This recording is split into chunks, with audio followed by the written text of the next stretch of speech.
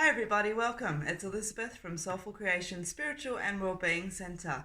Today's video is all about self-care and self-love, and I really hope that I can inspire you to sit back and have a look and see where your self-care and your self-love is and what your perceptions are around that as well.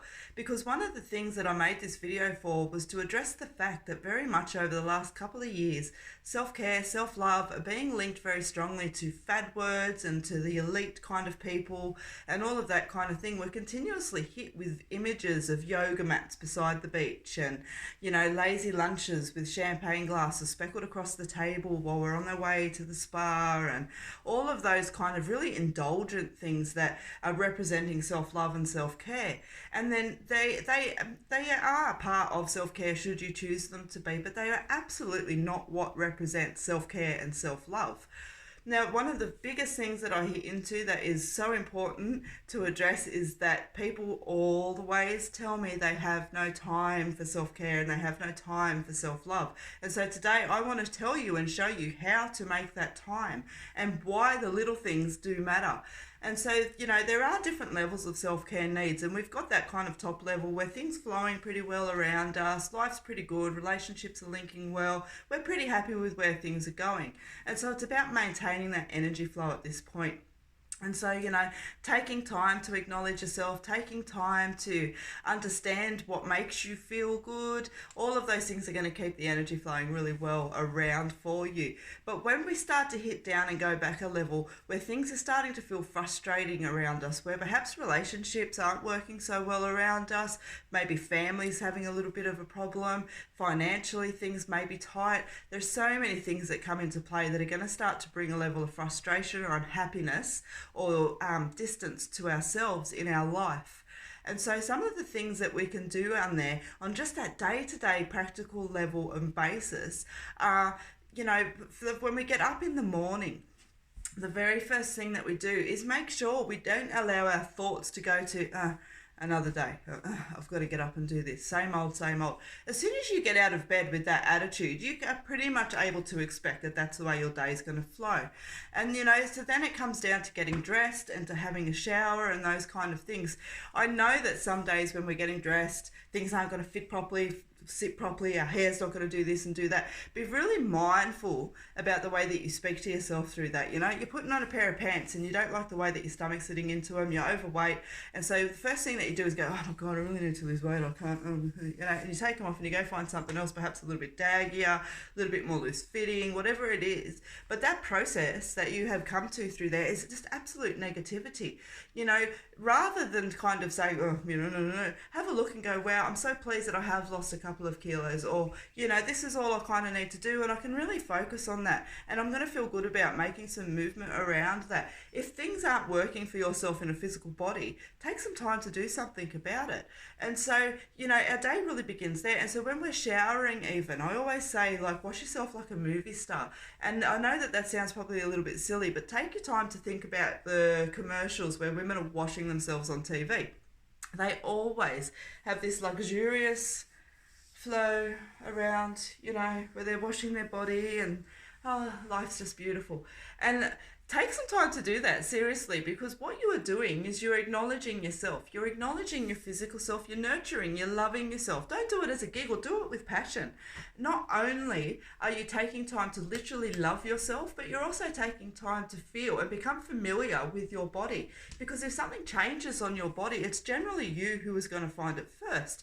Women especially around your breast area, men with their genitals and bits and pieces like that, they can change. And this changes can indicate something, as we all know. And so, it does have a double benefit by doing that. And so there's little things as well like that. When we get downstairs and we find that things aren't working out, like the mess that the kids have left, or, hubby's gone to work and left this and that and that, again, take heed and see how you approach that situation. I know that when things are feeling catapulted and everything's feeling frustrated, it can be so easy just to go, oh, another thing. And that's the thing. If you allow yourself to consciously go, another thing, I can guarantee by the time you're walking out of the door that morning, life sucks. You have already set yourself up for a day that is going to be hard, and it's going to escalate those feelings, and it is not going to do anything positive for you. And so mindfulness is really, really important. That chatter that goes on in the back of your head is definitely a massive, massive thing that you need to look at, and that can be one of the best things you can do for yourself around self-care and self-love is stop talking to yourself like you wouldn't talk to somebody else. Would you speak to your best friend the way that you speak to yourself? You know, have a think about that. And so another thing that we can do is when we're driving, we're driving to drop the kids off, or we're driving to go to work and all of those kind of things there, put on music that makes you feel good about yourself. Put on music that makes you want to sing to the top of the rafters. Put on music that connects with you. It is going to lift your mood. It is going to lift then your hormone levels. You are going to naturally feel better because you've brought something in around you that makes you feel good. If you're caught in a traffic jam, rather than sitting there going, oh my God, move, or, do the speed limit and all of those things that come on when we're driving, we've all done it. Take some time just to breathe and relax. Regardless of your level of frustration at that point in time, the traffic's not going to change. And so take some time and go, wow, didn't notice how beautiful today was. Love this song.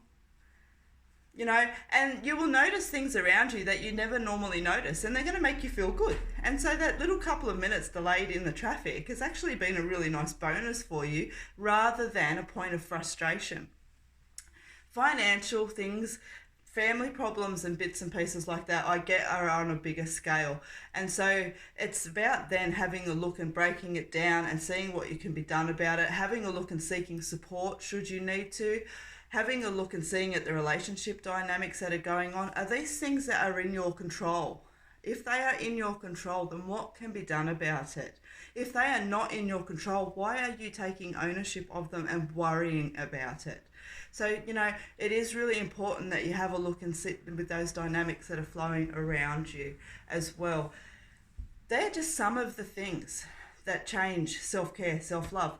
Absolutely. Taking time to go to the gym, having our hair done, nails done, taking a walk along the beach, all of those things are definitely parts of self-love and self-care that we can do for ourselves. But when time is tight, when money is tight, when emotions are tight, starting just to integrate those things into your daily life are going to switch around your belief of self. They're going to lift your happiness. They're going to shift your mindset a little, and you're going to feel more motivated to keep going with this, and it's going to start to lift. Reach out, talk to people. There are lots and lots of local services around. Join a group of like-minded people. If you love craft, join a craft group. All of those kind of little bits and pieces. There's so much that you can do around yourself that isn't linked to expense, and there isn't linked to the elite, and it isn't linked to this perception that self-love and self-care is unattainable, because it is things that we do every single day in our mindset and for ourselves that create that self-love and that self-care. And so, there is one more level there of self-care that I want to just address on quickly, and that is when you are sitting and you wake up in the morning and you can't even bring yourself to get out of bed. You could not care less what clothes that you put on. You could not care less how dirty your hair is, how disheveled your hair is. Don't care, don't care, don't care. When you are in that mode, try to care enough to seek professional help. Go and speak to your GP. If you don't want to talk to someone face to face, ring a telephone counselling service.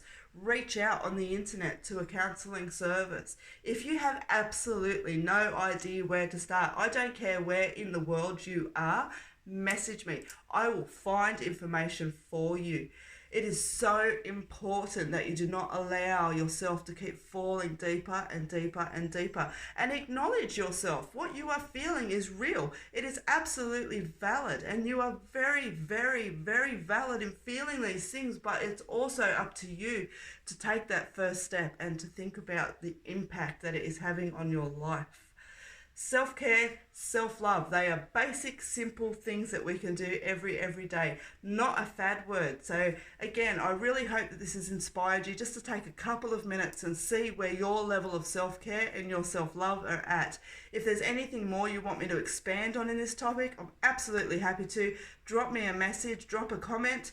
Please subscribe to the channel. I'd love for you to join us, and I will see you again very soon. Many blessings.